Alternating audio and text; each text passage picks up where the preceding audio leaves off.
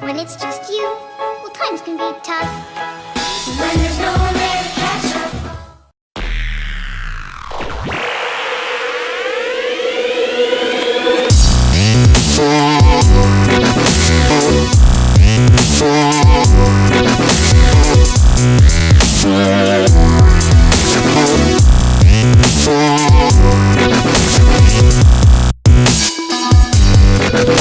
up.